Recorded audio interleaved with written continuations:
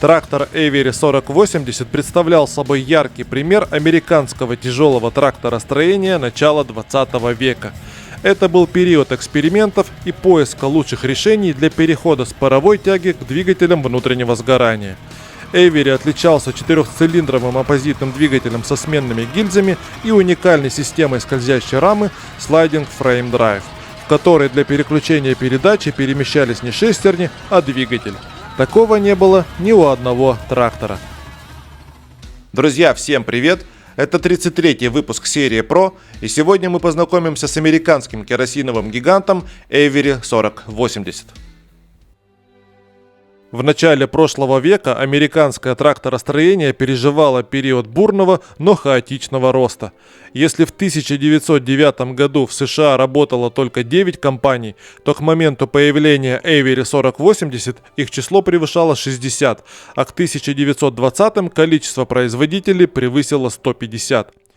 Основными конкурентами в классе тяжелых тракторов для Avery были Hard Par 3060, Case 3060, Big 430 от Gas Traction Company, Rumley Oil Pool 3060 и International Titan 1530. Появление таких тяжелых машин объяснялось сразу несколькими причинами. Во-первых, для обработки огромных участков прерий нужны были мощные тракторы, способные тянуть от 6 до 10 корпусов плуга за раз. Во-вторых, технический уровень начала 20 века не позволял строить компактные и в то же время мощные моторы, поэтому они были огромные. То же самое касалось и трансмиссий, все было массивным и с запасом. В-третьих, фермеры того времени воспринимали большую массу как признак надежности. Тяжелый трактор казался гораздо серьезнее, чем легкий. Выпущенный в 1913 году Avery 4080 имел массу 10 тонн. Его длина составляла 5,5 метров, ширина 2,8 метра, а высота около 3. Мощность на тяговом крюке 40 лошадиных сил, а на валу двигателя 80. Трактор имел 2 передачи вперед и 1 назад. Максимальная скорость движения 4,3 км в час. На Avery был установлен 4-цилиндровый оппозитный двигатель объемом 24,7 литра. Диаметр цилиндров 197 мм. Ход поршня 203 мм. Цилиндры располагались попарно с противоположных сторон картера, что обеспечивало хорошую сбалансированность и плавность работы двигателя. Для своего времени такая конструкция была редкой. Большинство конкурентов использовали моторы либо вертикальные, либо большие двухцилиндровые горизонтальные. Также на двигателях Avery были установлены сменные гильзы. При износе цилиндра поршневой группы гильзы просто вытаскивались и менялись на новые, что значительно упрощало капитальный ремонт и снижало эксплуатационные расходы. Hard Par, Big 4, Rumley Oil Pool и ранний Case, как правило, оснащались двигателями, в которых цилиндры были выполнены прямо в блоке. Активно сменные гильзы в американском тракторостроении начали внедряться лишь в 1920-е. Система охлаждения двигателя Avery 4080 была жидкостной и работала по термосифонному принципу. То есть циркуляция жидкости происходила не с помощью насоса, а за счет разности плотности нагретых и охлажденных ее слоев. Для охлаждения применялся трубчатый вертикальный радиатор в виде высокой цилиндрической или прямоугольной башни. Поток воздуха через него создавался за счет тяги от выхлопных газов.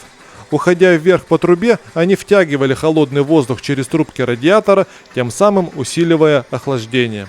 Позднее, ближе к 1920 годам, Avery перешла на трубчато-пластинчатые радиаторы с принудительным охлаждением от вентилятора. Емкость системы охлаждения составляла 340 литров. Система смазки комбинированная. Часть деталей двигателя смазывалась под давлением, часть разбрызгиванием и масляным туманом. Зажигание осуществлялось от магнита. Avery 4080 был рассчитан на работу как на бензине, так и на керосине. Его топливная система включала основной бак объемом 166 литров для керосина и вспомогательный бак на 25 литров для бензина, применяемого для запуска холодного двигателя. Согласно результатам испытаний 1920 года, расход топлива на максимальной нагрузке составлял 31,8 литров в час. Уникальной технической особенностью тракторов Avery, в том числе модели 4080, была система скользящей рамы Sliding Frame Drive. Она была разработана инженером Альбертом Эспи в 1911 году. Суть системы была в том, что двигатель был установлен на специальном подрамнике, который перемещался относительно основной рамы трактора и мог занимать несколько фиксированных положений. Каждое положение обеспечивало свое зацепление главной шестерни с шестернями трансмиссии трактора. При смещении назад включалась одна из двух передних передач – пониженная или повышенная. При смещении вперед через промежуточную шестерню включалась задняя передача. Если присмотреться, то на этом видео это прекрасно видно. Вот у нас трактор едет на задней передаче. Вот он остановился. Механизатор переместил двигатель назад. И включилась передняя передача. Трактор поехал вперед. В начале 1910-х годов коробки передач были дорогим и сложным узлом. Решение Avery упрощало и удешевляло конструкцию. Меньше деталей значит меньше поломок. Но у этой системы были и минусы. Большая масса подвижной части, повышенный износ механизмов зацепления и невозможность переключения передачи на ходу. Основными элементами управления служили рычаги для перемещения двигателя, управление фрикционной муфтой сцепления, рычаг подачи топлива и рычаг регулировки угла опережения зажигания. Тормозная система отсутствовала. Считалось, что тихоходный трактор массой 10 тонн остановится сам. Рулевое управление было как на паровых самоходных локомобилях. Рулевое колесо через червячную передачу было связано со специальным валом или барабаном.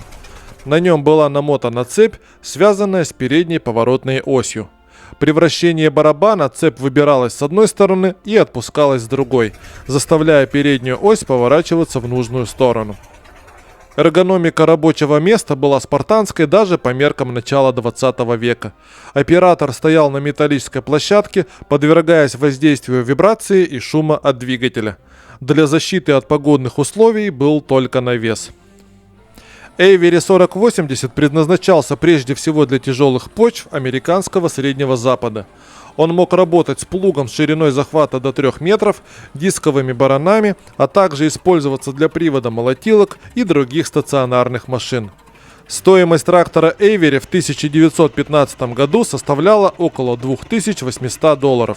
Для сравнения, Hard Par 3060 в это время стоил $3200.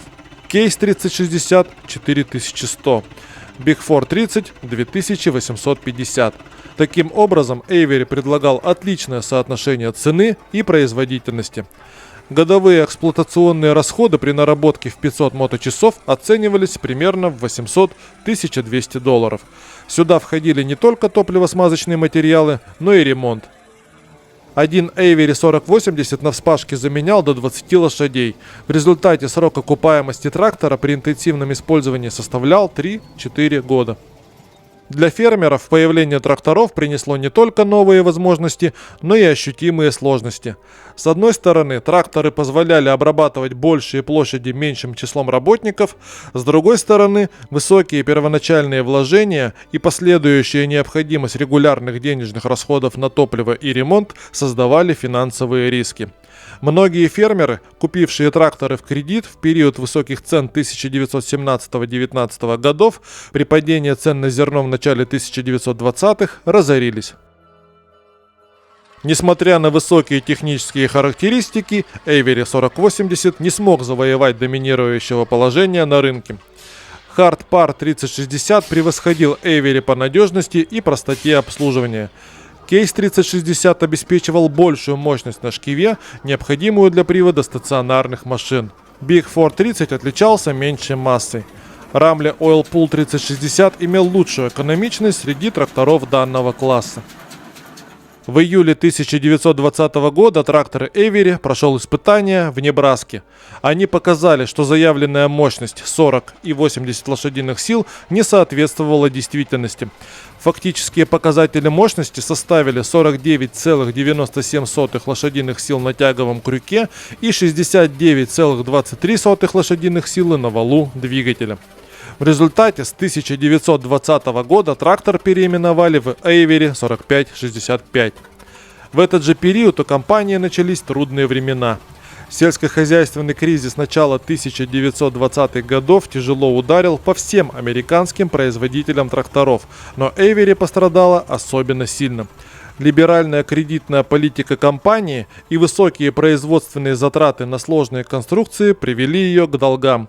В августе 1920 года компания была вынуждена сократить персонал с 1500 до 250 человек.